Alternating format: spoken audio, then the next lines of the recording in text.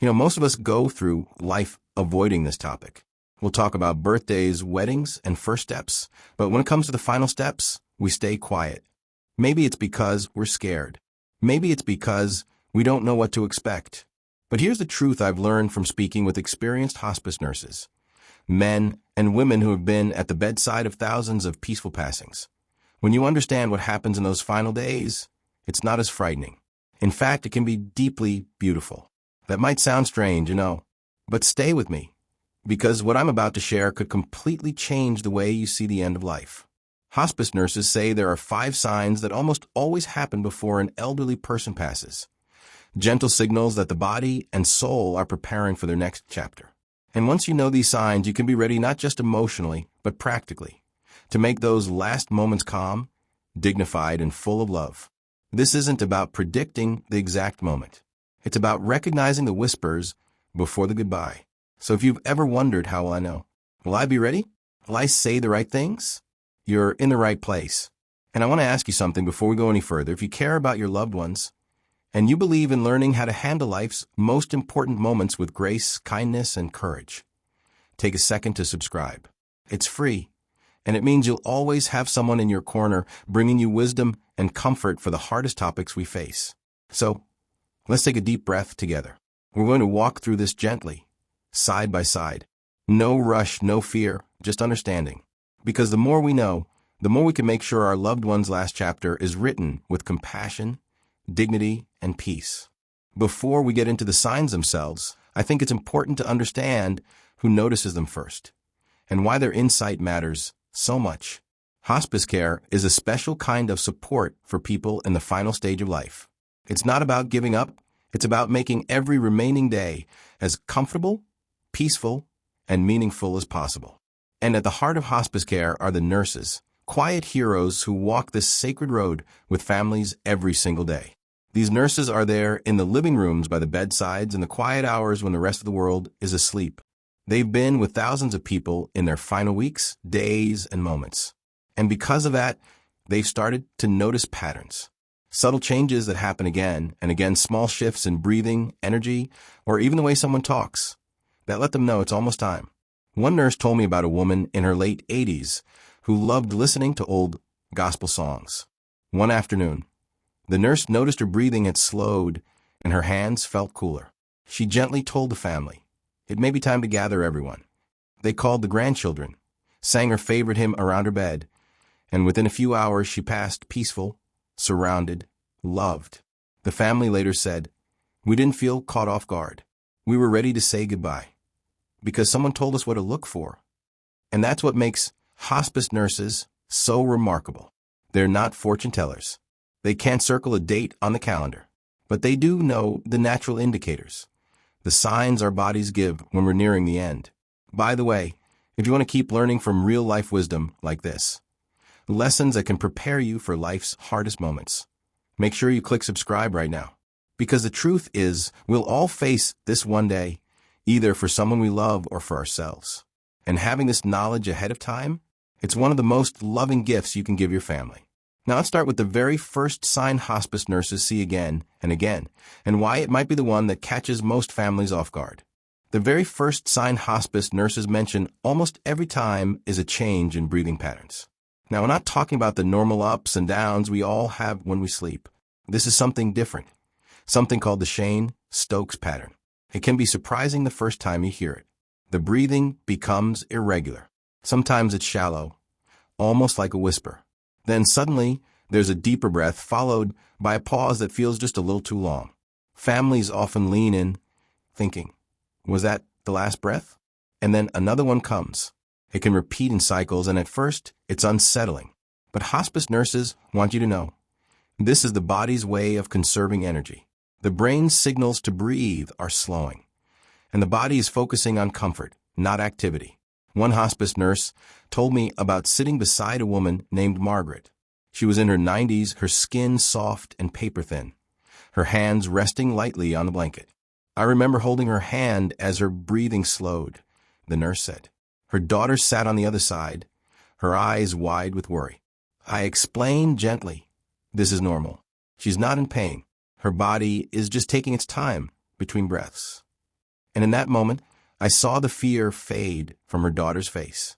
She started stroking her mom's hair instead of looking at the clock. She began being there instead of bracing for the end. That's the power of understanding this sign. It replaces panic with presence. If you're ever in this moment with a loved one, the best thing you can do is keep the environment calm. Dim the lights. Avoid unnecessary movement around the bed. Speak softly, even if you're not sure they can hear you. And above, I'll just be there. You don't have to fill the silence. Your presence is the comfort. By the way, this is exactly why I encourage you to subscribe. Because the more you understand about these gentle signals, the more you can be the calm in the room instead of the panic. You'll know when to take a deep breath yourself and simply hold their hand, without wondering if you should call for help in fear. That kind of knowledge can be priceless in those final hours. And here's something else you might not expect, sometimes. This change in breathing isn't the only shift happening. It's often joined by another sign that families mistake for sadness or rejection. But it's actually something far more natural, even peaceful. Hospice nurses see it all the time, and in a moment I'll tell you exactly what it is and why you should never take it personally. The second sign hospice nurses notice is one that often catches families off guard because it feels personal, but it's not. In the final days, many elderly people begin to withdraw from the world around them. They sleep more. They speak less. Sometimes they don't respond to things they used to enjoy. For loved ones, this can feel like rejection. You might think, are they giving up? Are they upset with me? But hospice nurses explain it's nothing like that. This isn't about love fading. It's about the body and mind slowly turning inward like a candle burning lower, conserving what little energy is left for the journey ahead. One nurse told me about a man named Arthur. For years, Arthur started every morning by asking to be wheeled out onto the porch so he could hear the birds and smell the fresh air. But during his final week, he stopped asking. Instead, he kept his eyes closed, even when the sun was warm and the air was sweet. His family worried he was slipping into sadness. The nurse gently explained, "This is his way of preparing. He's not turning away from you. He's just turning toward a different horizon." Those words gave his family permission to sit quietly with him instead of trying to wake him up to the world again. That's the emotional truth here. Withdrawal is not rejection. It's part of a natural rhythm of letting go. And your role during this time isn't to pull them back into the noise of life, but to walk beside them in the quiet. If you find yourself here, remember, talk softly, even if they don't respond. Our hearing is often the last sense to fade. Tell them you love them. Hold their hand. Read their favorite poem or hum their favorite tune. You might not get a reaction, but on some level, they can feel your presence. And that presence matters more than you'll ever know. And this is where I want to pause for just a moment and ask, if this message is helping you see these moments in a new light, please subscribe. Because this channel is about more than facts. It's about giving you the courage, the clarity, and the compassion to be fully present when it matters most. These are the conversations most people avoid, but here we face them together. Now, while withdrawal from the world is something we can see with our eyes, the next sign is something we can feel, literally, when we touch our loved one's hand. It's a physical change that surprises many families, and knowing the reason behind it can make all the difference in how you respond. The third sign hospice nurses often see is a physical one, something you can notice just by touch. In the final days or hours, the skin may begin to change. It can look mottled, with a patchy mix of pale and bluish tones, especially on the hands, feet, and knees. Sometimes, the skin simply becomes paler overall, and when you hold their hand, you might notice it feels cooler than before. Now, the first time families notice this, it can be alarming. Some fear it means their loved one is in pain or that something's terribly wrong. But hospice nurses want you to know it's not pain. It's simply the body's way of focusing on what matters most in these last moments. Physiologically, here's what's happening. As the body prepares to shut down, circulation slows. Blood is directed toward the most vital organs, the heart, brain, and lungs, rather than the hands and feet. That's why those extremities start to cool. It's not a sign of suffering. It's a sign that the body is conserving its remaining energy. One hospice nurse told me, "When I notice cool hands or mottled skin, I gently explain to the family what's happening. Then I place a warm blanket over their loved one. It's a small act, but it means a lot. Families often relax the moment they understand this is natural. They stop worrying that their loved one is cold or hurting, and they focus on simply being with them. That's an important takeaway. When you see these changes, don't panic. Don't rush to warm their hands with hot packs or get stressed about room temperature. Instead, think comfort, a soft blanket, a gentle touch, maybe socks or slippers. Your calm presence matters more than anything else you could offer in that moment. And speaking of being prepared for these tender moments, this is why I ask you, from my heart, to subscribe.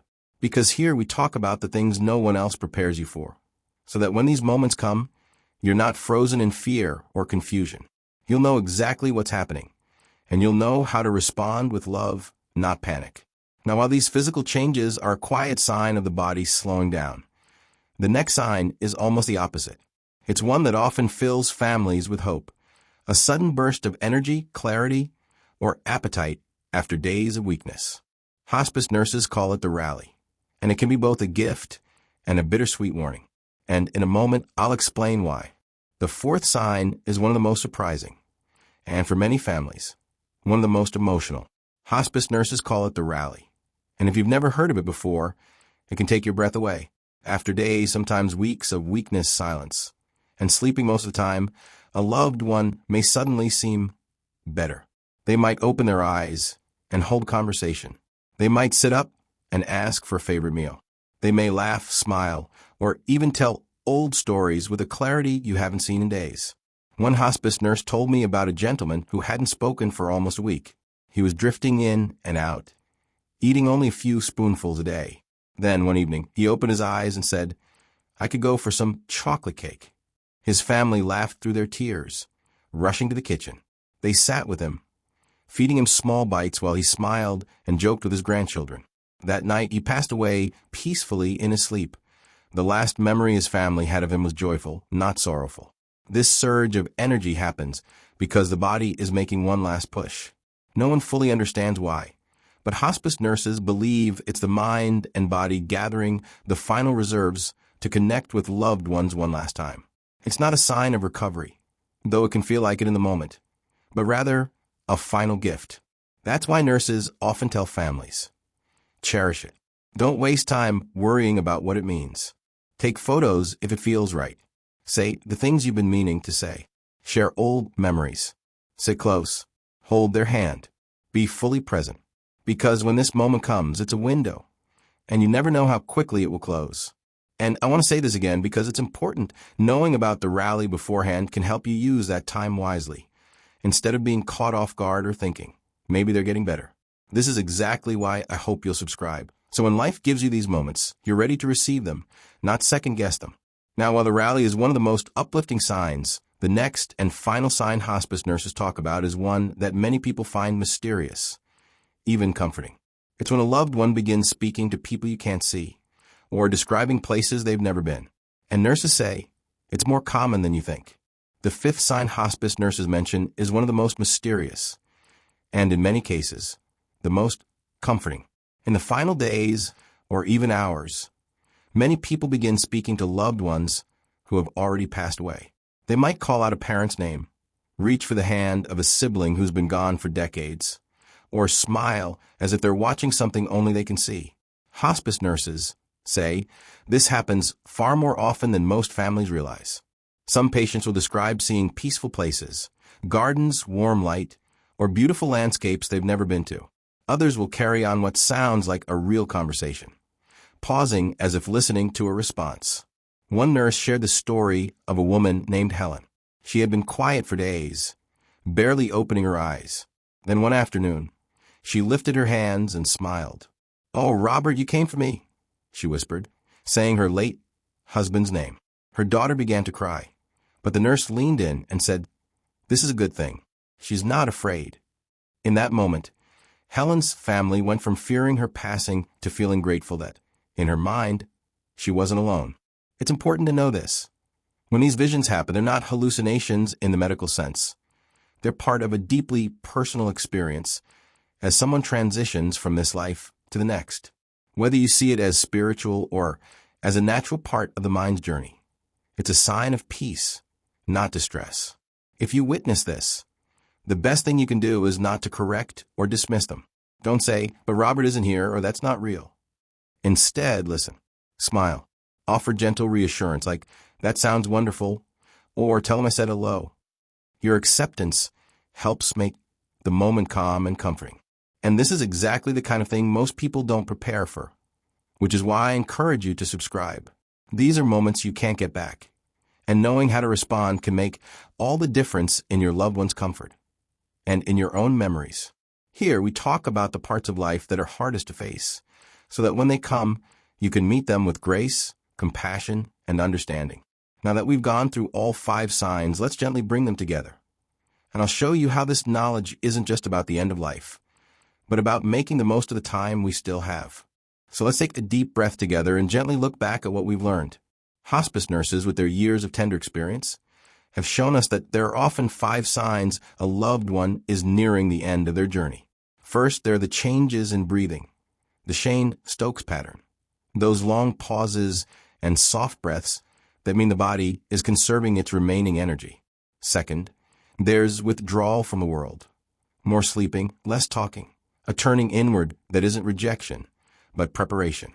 Third, we see changes in skin and temperature, cooler hands and feet, a mottled appearance, simply the body focusing on its vital organs.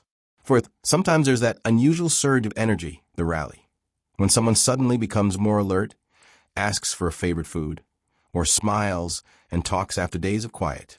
And finally, visions and conversations with loved ones who have already passed, or descriptions of peaceful places, showing us that the mind is finding its way toward peace. None of these signs are something to fear. They're not alarms. They're gentle signals that the journey is almost complete. And when you know them, you can shift from panic to presence. You can spend those last days and hours saying the words that matter most, offering comfort instead of confusion, and creating a calm, loving space. This knowledge doesn't take away the sadness. Nothing can. But it does give you a map through the storm. It helps you be there fully, so that when you look back, you'll know you gave your loved one the gift of peace. And if you found this helpful, I truly encourage you to subscribe. Because here we don't shy away from life's hardest moments. We prepare for them together, with compassion, courage, and grace. These are conversations everyone will need someday, and the more we share them, the more we can replace fear with love.